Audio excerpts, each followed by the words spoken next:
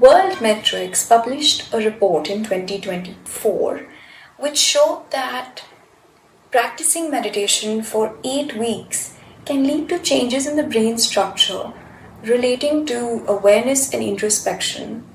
The report further showed that meditation not only helps to improve the quality of sleep, but it also helps in battling mental health issues such as anxiety and lifestyle diseases such as heart disease, as well as improving brain power and increasing emotional intelligence. Hello and welcome. This brief encounter is with meditation, and it is divided into 2 parts. Part 1 focuses on the traditional understanding of meditation before its incorporation into medicine, psychology, specifically therapy. We look at meditation today, and the most popular thing we see is mindfulness. In this video, we're going to look at if there's anything more than mindfulness to meditation. So the central question that we are dealing with is, what is meditation?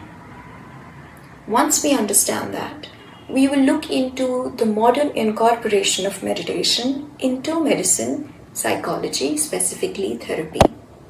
So that is going to deal with the question of what or how can meditation be used today. That will be released as a separate video, and it will constitute part 2 of this encounter with meditation. Without further ado, let's get into it.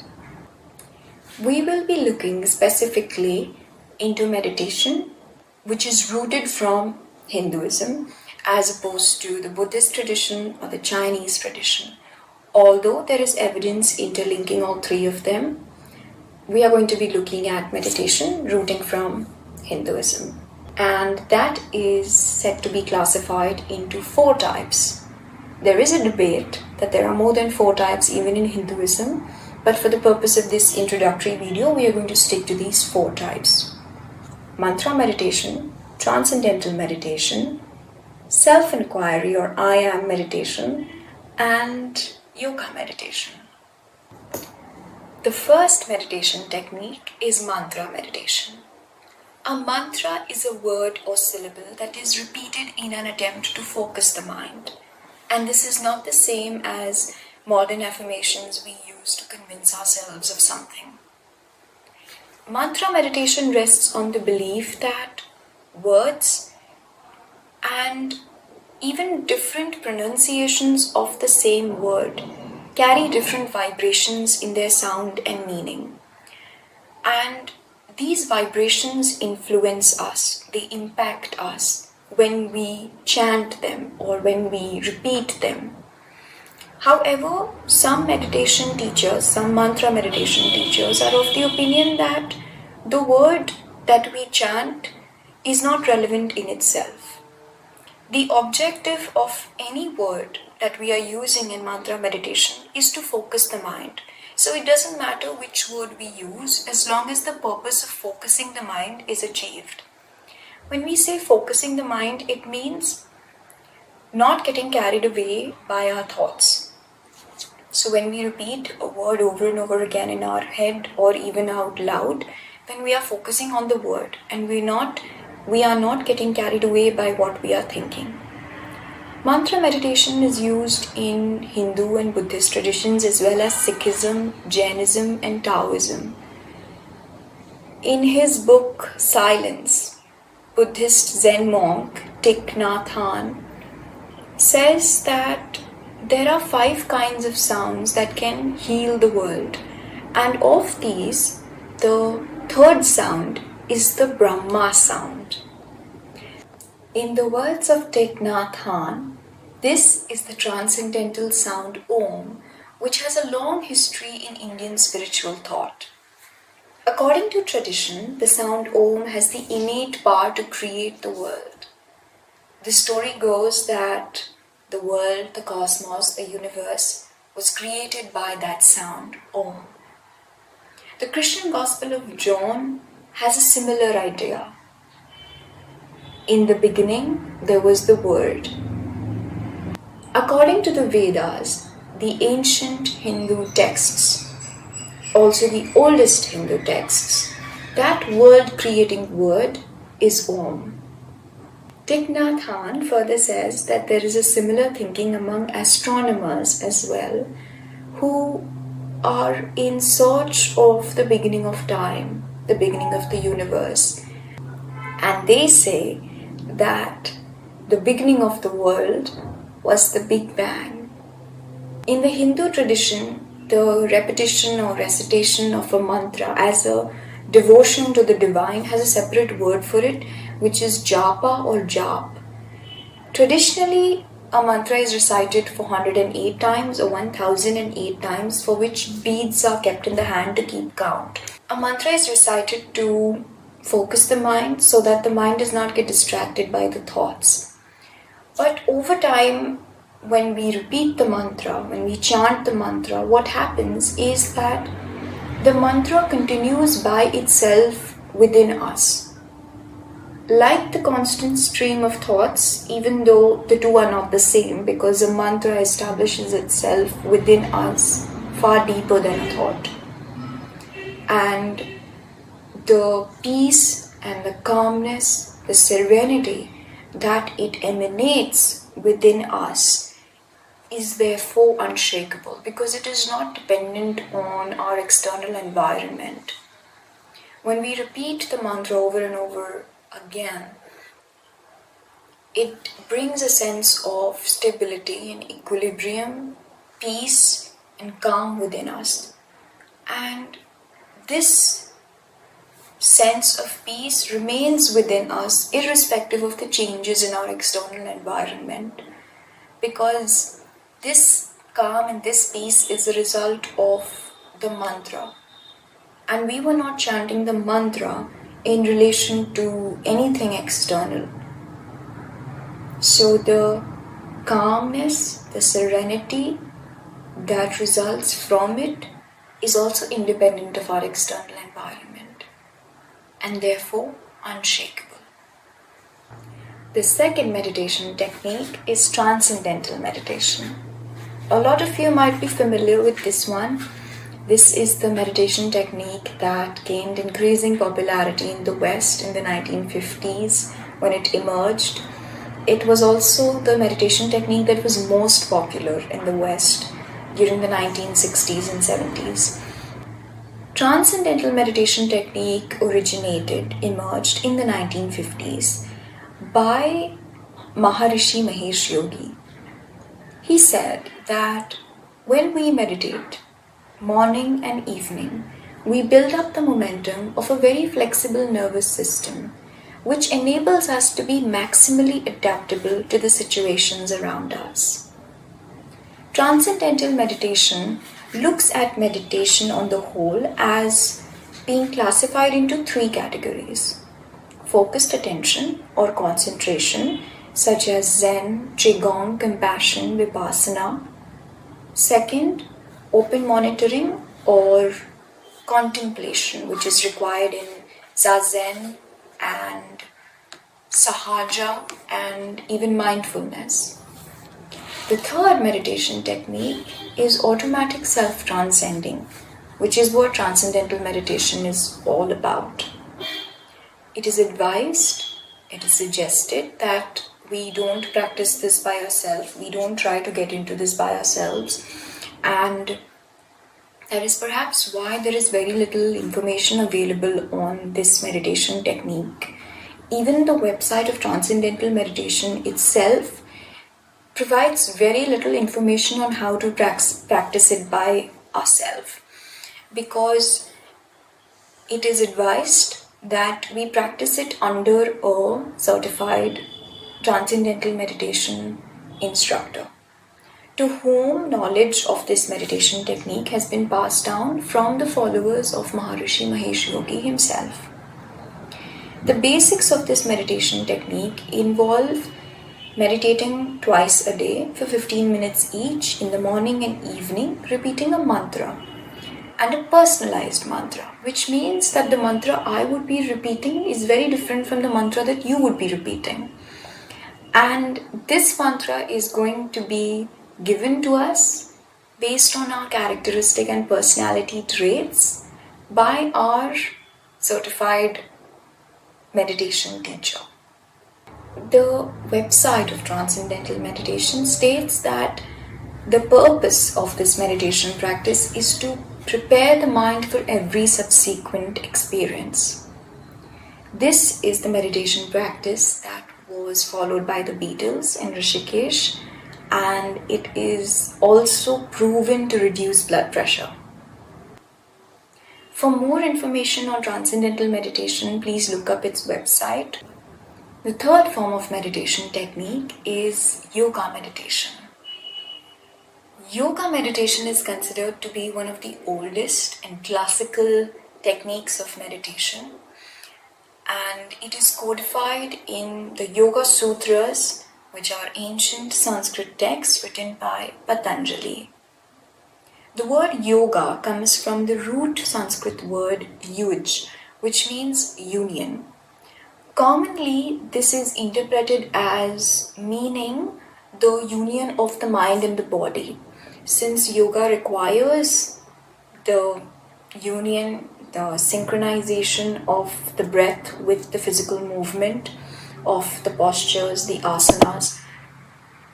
However, scholars are of the opinion that the word yuj means more than just a union of the mind and the body. A more appropriate interpretation of this word would be restrain and to constrain, to control and to restrain the mind as well as the body, which, if we look back to the practice of yoga, is what it really is. Because it requires us not only to hold a physical posture or to perform an asana in a very specific dictated manner, deliberate manner, but it also asks us to relate, to hold our breath or to release our breath in accordance with those postures. So it trains the mind, it trains the body, it trains the breath work, control and restraint. Yoga is the combination, the culmination of physical postures, asanas, breath work, which is pranayama, and meditation. The union of all three is yoga. And the idea is that when we align all three, when we align our breath to our physical movement, then the body as well as the mind achieves a sense of equilibrium and balance, and that is what brings about harmony in the body. And when the body is in harmony, then it can function optimally. That is why yoga requires such control, such restraint, such deliberate movement and breath work.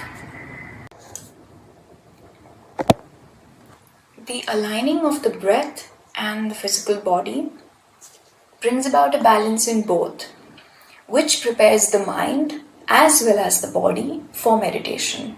Because meditation requires the body to sit still, it also requires the mind to either be aware of its surroundings or to contemplate on something. That is why yoga is said to be a preparation of the mind and the body for meditation, because meditation is seen as being more intense, both on the mind as well as on the body. The fourth meditation technique and final meditation technique for this video is self-inquiry or I am meditation.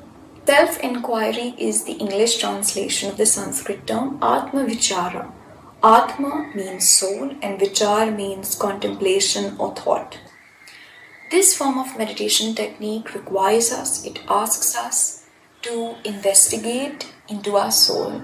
It requires us to contemplate about our soul or to contemplate into our soul. and it asks us to ask ourselves, who am I? And the immediate answers that arise, what we like, what we dislike, our upbringing, our education, our career, our nationality, our religious beliefs, or what we associate and describe ourselves to be, or what we describe ourselves by, all of those answers are rejected. Because the understanding is that we are not limited to all these materialistic understandings that we have for ourselves. We are not limited to these materialistic descriptions of ourselves. I would like to omit religion here because religion is not a materialistic understanding of oneself. It's rather, from one perspective, it could even be considered to be a spiritual understanding of oneself, because that is the purpose of religion. But anyway, getting back to Atma Vichara. This form of meditation technique is said to bring about inner peace and freedom. And the reason why the initial answers to the question, who am I, is rejected is because we are not limited to those descriptions of ourselves.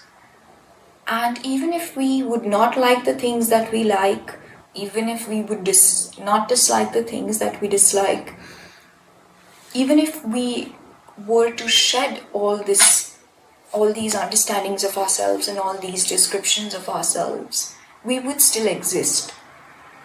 And it is this pure sense of existence which Atma Vichara aims to drive into us as a realization. And what accompanies this realization is a sense of unity with the universe at large and with other beings on the planet, not only human beings but every other living creature on the planet. That we are a pure form of existence. The true I in who am I is a pure feeling of existence which is not conditional on anything. For those who are interested to know more of self-inquiry or I am meditation, please feel free to check out the description box below, where the link to a guided meditation by Muji is available. In 2024, Calm Egg published data on global meditation trends, and it found that individualistic cultures are more focused on meditation as a way to grow personally and to grow an individual awareness, whereas collectivist cultures focus more on the interconnectedness between people in a society and the well-being of society as a whole through meditation. Similarly, in Eastern cultures, it was seen that ancient meditation practices such as mindfulness, Zen, yoga are more popular, are more common, and are practiced more widely. On the other hand, in Western cultures, meditation is used as a means to deal with mental health issues such as stress, or it is used with the objective of improving mental health for its mental health benefits, to strengthen the mind. And my understanding of the information that I gathered from this data, as well as other articles that I was reading while researching for this topic, is that there is obviously a difference in the way that meditation is perceived and the objective that it is aimed to achieve in Western cultures and Eastern cultures. However, we cannot say which one is better than the other. Because in Eastern cultures, it might be easier to adopt a more traditional approach to meditation because it's a part of our life already. It's considered a way of life in Eastern traditions, in Eastern cultures.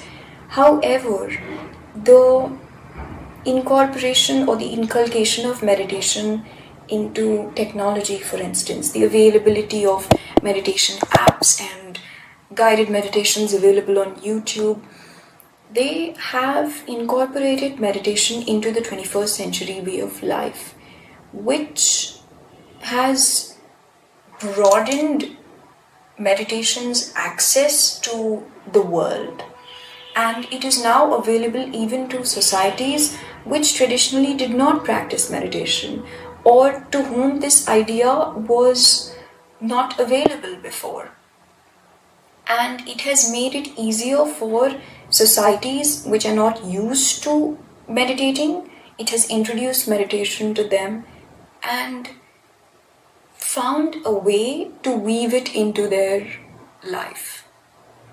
The Beatles had the resources to travel to Rishikesh and meditate. Everybody does not. So, in my opinion, it is, I think, beneficial for the entire global community that is interested in meditation that it is available through technology or through any other means that it is. Whether that is adopted as a way of life or whether that is a small fragment of the daily life, it is, at least it's there, at least it is available to those who take an interest in it and to those who would like to understand it better or to practice it. Thank you so much for watching. If you liked this video and if you found any value in it, do subscribe.